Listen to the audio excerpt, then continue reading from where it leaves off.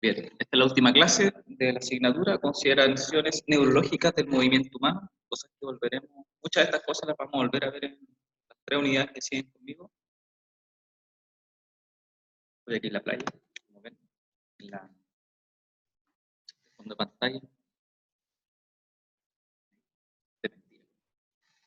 Ya. Bien, las horarios de clases los voy a dejar como tutorías para aquellos que quieran preparar su certamen durante esta semana y la próxima. Voy a estar conectado en línea para que a los horarios de clase, ¿ya?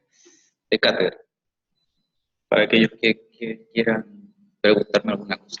¿Ya? Si es que no le respondo, escríbame un correo en el momento y me conecto. ¿Ya?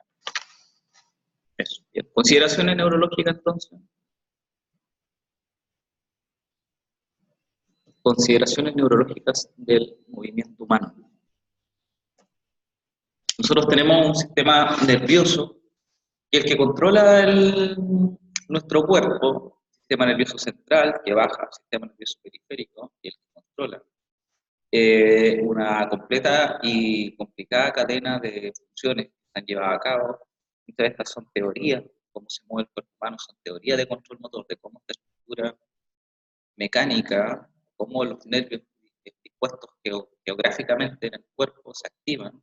Sin embargo, son teorías, lo que no se sabe todavía bien, cómo interactúa o cómo el cuerpo, cómo el cuerpo codifica, interpreta y responde a todas las señales que entrega el sistema nervioso periférico. Las percepciones de movimiento, de dolor, del viento, de las articulaciones, de propulsión, etc. ¿Ya? Entonces, existen teorías respecto de cómo el cerebro en realidad toma una decisión.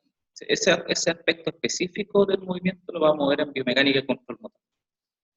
Por el momento vamos a ver consideraciones generales. ¿Ya?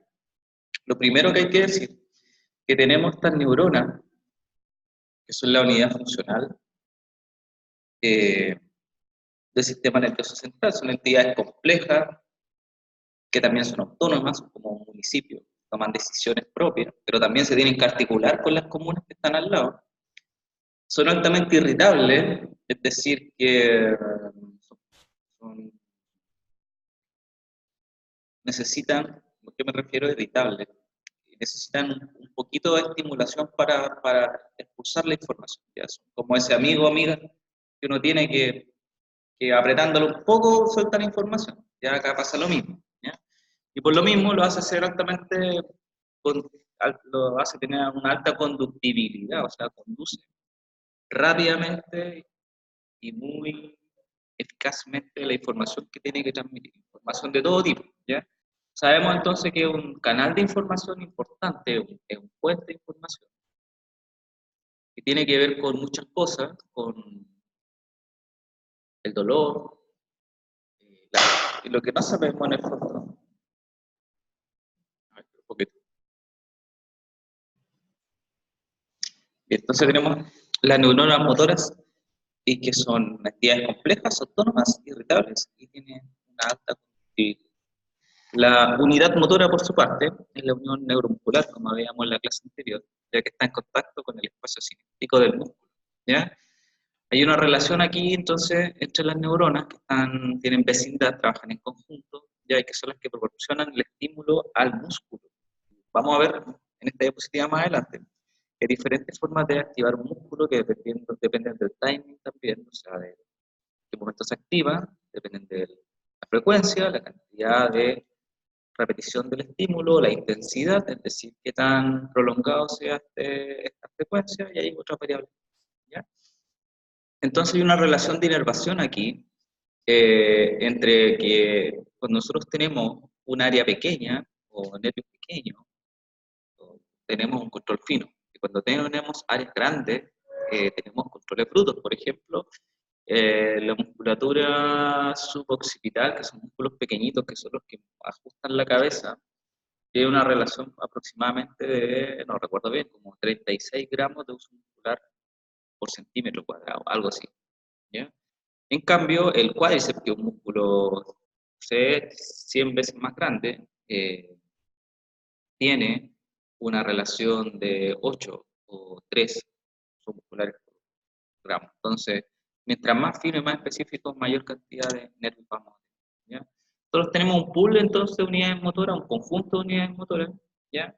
Que son las que van desde la médula espinal y van a inervar el músculo. Recordar entonces que nosotros tenemos una bajada, una posición descendente de activación, que va desde la corteza motora baja, se modula a nivel de los ganglios basales, desde las estructuras subcorticales, sigue bajando, y ahí, dependiendo el impulso, va a ir hacia el cerebelo, luego va a bajar, va a decruzar a nivel del puente, y va a llegar al nervio periférico, y luego el nervio periférico va a ser la activación para que se genere el movimiento o la contracción. Entonces, hay un reclutamiento muscular que genera un orden de activación de la unidad muscular. Hay un orden, no se activan todas al mismo tiempo. Siempre se van a activar unas primero que otras, las más pequeñas y después las más grandes, la más rápida y después la más lenta.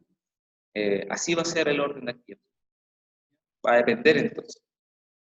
Esto que está acá, el orden de reclutamiento, es lo que se conoce como timing neuromuscular, ¿ya? Entonces, el timing neuromuscular eh, tiene la opción, o es la forma en que un músculo se activa después de... Esto es fundamental para nosotros los kinesiólogos, porque la forma, el momento en que se activa un músculo determina una disfunción o no determina una disfunción en alguna estructura patológica. Entonces, es relevante. Luego del timing, o el momento en que se activa, tenemos la frecuencia de descarga. O sea, hay un ritmo de descarga, ¿cierto? La cual es proporcional a la cantidad de los inputs sinápticos que tú recibes. Mientras mayor descarga tengas, mayor fuerza vamos a tener, ¿ya? Entonces, mientras mayor sea la frecuencia de descarga de los nervios, mayor fuerza va a tener la persona. Es decir, que si, cómo yo hago voluntariamente la frecuencia de descarga? Cuando yo contraigo el músculo y mantengo aquí y hago fuerza contra mi brazo, estoy contrayendo y estoy aumentando la frecuencia constantemente, rápidamente la frecuencia de descarga al nervio. Y eso hace que el músculo se esté contrayendo y no deje de contraerse. Es decir, si nos vamos a lo microscópico, lo que estamos haciendo es que el calcio está en la troponina C, y está haciendo entonces que la actina esté unida a la miosina y está ahí contraída. Bien. Nosotros tenemos entonces receptores sensoriales y receptores de propiocepción. Estos receptores nos básicamente movernos en el espacio, poder caminar, poder saltar, movimientos precisos. Y tenemos diferentes tipos de propioceptores, ¿ya? O mecanorreceptores también conocidos. Tenemos los interoceptores, que son los que nos dan información de lo que está dentro del cuerpo, ¿ya? Las articulaciones, tenemos vasos sanguíneos, etcétera. Los ectoreceptores, que nos dan información acerca de la información ambiental, cuando se mueve algo, por ejemplo. También tenemos ectoreceptores en nuestra piel, ¿ya? Tenemos los propioceptores, que son los que transforman las distorsiones mecánicas del sistema musculoesquelético. Específicamente los propioceptores siempre se han asociado al ligamento y a la cápsula articular. Entonces, transforman la información mecánica y nos dicen dónde estamos nosotros, dónde estamos ubicados, ¿ya? Pero esta es la principal diferencia entre propioceptores, los interoceptores, los ectoreceptores y los propioceptores. Por un momento. Bien, entonces, por otro lado tenemos la propiocepción, que es la capacidad, que la propia percepción es la propia capacidad de percibirse uno mismo. Lo expliqué en la clase anterior, ¿ya? Es la información aferente proveniente desde mis propios receptores, ¿ya? Que contribuyen a las sensaciones conscientes de control estructural y estabilidad segmentaria. En general, uno dice que los propios sectores están asociados a los usos neuromusculares, los órganos tendinosos de Golgi, los corpúsculos articulares de Ruffini y las terminaciones articulares de Golgi, entre otros. Las principales preguntas que se hacen aquí es que uno tiene que diferenciar entre propiocepción eh, el sistema vestibular, ¿ya? El sistema visual, que son cosas diferentes, que trabajan en conjunto y es muy difícil aislarlas, pero que trabajan de forma conjunta, pero que hay que tratar de entenderlas de manera diferente. Entonces, la propiocepción va a estar relacionada principalmente a la musculatura, perdón, a las articulaciones y a la relación que tienen las articulaciones con el cuerpo. El sistema vestibular va a estar asociado principalmente al equilibrio que yo tengo con respecto al plano de la Tierra. Y ahí mi sistema visual, bueno, es el que me aporta la referencia general. Entonces nosotros tenemos información propioceptiva que llega a mi cuerpo, que puede ser información inconsciente, información refleja. ¿Ya? En este momento están sentados, ¿cierto?, viendo la clase y hay información que llega de manera inconsciente al cerebro, ¿ya? O a los sistemas medulares, que tienen que ver con la dureza de la silla, con las vibraciones que existen en el ambiente, etcétera. Entonces son cuestiones inconscientes. Ya cuando cada vez que uno camina está recibiendo mucha información y es de manera inconsciente. Y luego tenemos información propioceptiva consciente. Cada vez que uno piensa en hacer un movimiento lo está haciendo de manera consciente. El primer escalón de una escalera es información propioceptiva consciente. Uno siempre lo mira o lo trata de intuir. Cuando uno hablando por celular le pega ahí una mirada al primer escalón. Generalmente cuando vamos bajando y dejamos de ver el último escalón, que debería ser información consciente, la persona choca con el piso. Seguro eso le ha pasado a varios cuando se está. Entonces luego tenemos los niveles de activación de control motor, que son eh, la velocidad que tiene el impulso nervioso en diferentes lugares de nuestro cuerpo, ¿ya? Entonces, el estímulo espinal, que es el estímulo más rápido, que son los reflejos más rápidos que existe, que solo da la vuelta en el arco reflejo, ¿no? Que viene desde el receptor, pasa por la médula y genera una respuesta, como el reflejo patelar, anda en el orden de los 20 a los 60 milisegundos, ¿ya? El nivel de las regiones bajas del tronco encefálico, ¿ya? O tronco cerebral, el estímulo y respuesta va en el orden de los 130 a 170 milisegundos, ¿ya? Aquí lo que tenemos nosotros son patrones de respuesta, pero no estereotipados. La respuesta que existe en la médula es estereotipada, yo siempre respondo igual, pero la respuesta que existe a nivel del tronco cerebral me refiero, que dura un poco más, son respuestas no estereotipadas y un poco más complejas. Cuando freno una micro es más compleja, tengo que ver hacia dónde me agarro, ¿ya?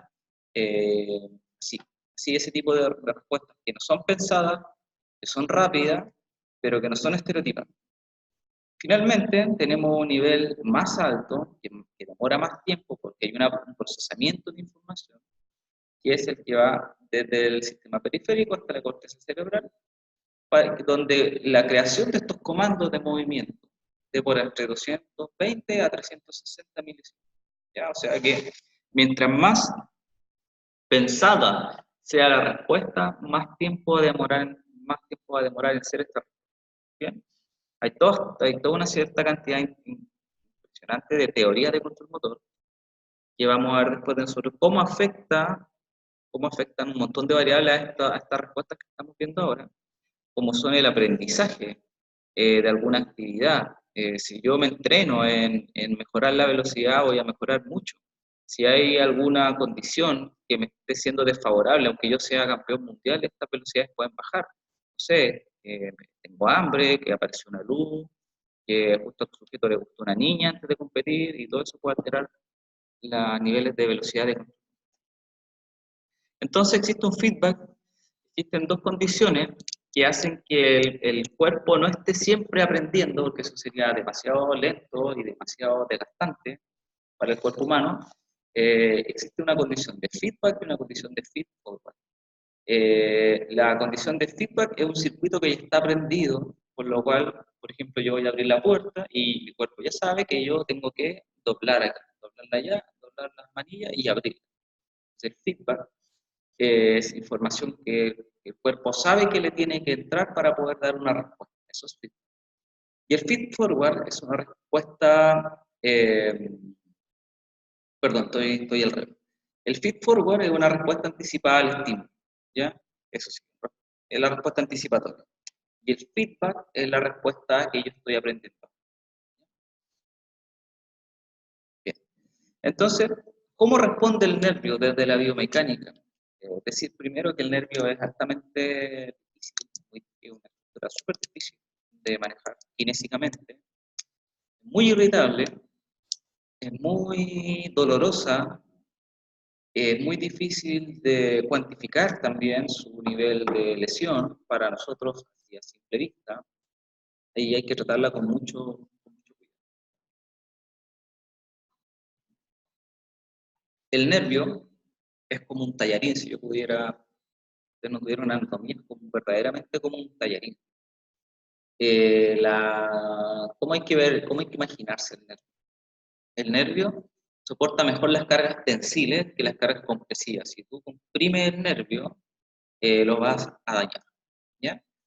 ¿Y por qué lo soporta mejor? Porque externamente este tallarín, ¿cierto? Este nervio tiene una capa de tejido conectivo. Lo que sí sabemos es que el nervio, antes de romperse, ya generó una alteración de esa estructura vascular interna, ¿ya? Entonces, aquí hay un concepto que se llama nervo nervorum. Así que, a ver, el nervio es el que transmite el dolor de los huesos, de las articulaciones, del músculo. Bien, ¿quién transmite el dolor del nervio? Es una buena pregunta. Entonces, el nervio transmite su propia información dolorosa, ¿ya? Eso se llama nervo nervorum, o sea, el nervio por sí mismo. Ahora, cuando hay un daño estructural, lo primero que se daña es la estructura vascular y el nervio transmite dolor por eso. Y demora un tiempo en recuperarse. De hecho, la estructura que más demora en recuperarse de todas las que hemos visto antes es el nervio. Lo más rápido, lo más dañino para el nervio, lo más peligroso, son tracciones rápidas, movimientos. Por eso una caída, por ejemplo, una persona que se está bañando en una piscina, una caída tan mala, alguien que se cae, no sé, de trasero, de una altura de los 2 metros, puede quedar parapléjica. Incluso una persona, se han hecho investigaciones de personas que se caen de 50 o 100 centímetros, 1 metro, puede quedar parapléjica si no se da cuenta y cae sentada. Es muy complicado. Entonces, una tracción del nervio que sea rápida, que sea alrededor de 20% de su longitud, o sea, si este es el nervio, yo le estiro este poquito y ya se va a dañar y no va a funcionar, ¿ya? Ahora, al 6% de la tracción del nervio, se altera la conducción nerviosa y empieza a doler. Bien, o sea, muy poco, al 6%, y resulta que es fácil que esto funcione, o sea, que esto se dañe, bien fácil, porque un nervio, eh, cuando está en una vaina o donde está rodeado por tendones, es fácil que se inflamen los tendones que están al lado, compriman este nervio y este nervio que se estiraba así normalmente ahora se apretó aquí y se va a estirar, o sea, este nervio ya está pretensado y se va a empezar a dañar. Entonces, ese es uno de las problemáticas que tenemos con los nervios, que necesitan muy poca atención para verse alterados, muy poca atención para verse dañados, ¿ya? Bien, de nuevo, los nervios entonces tienen una curva, una stress strain, no la puse acá en la diapositiva, hay que buscarla en Newman, o sea, en Nordic. Eh, Tienen una curva que es muy parecida a la que tienen los tendones, ¿ya? Donde yo cargo un pedazo, aquí está la solicitación, aquí está la deformación. Yo estoy deformando un poco, poquito, y exponencial. Solicito un poco, muy poco, y se va hacia arriba al nervio, y con muy poco espacio también se rompe y se raja y ya no funciona, ¿ya? Y la fase de recuperación es malísima, es muy lenta. Entonces, nosotros tenemos dos fases de recuperación, una que se llama axonomnesis y otra que se llama neuropraxia, que en realidad son las formas en que la persona se lesiona el nervio. La neuropraxia y la axonomnesis. Estas dos tienen diferentes cualidades que también las van a ver ustedes probablemente en semiología. Pero cuando una estructura, cuando a uno le da un hormigueo, son los signos. Cuando uno tiene un hormigueo, un dolor que se irradia, que es un dolor quemante, probablemente sea una lesión del nervio.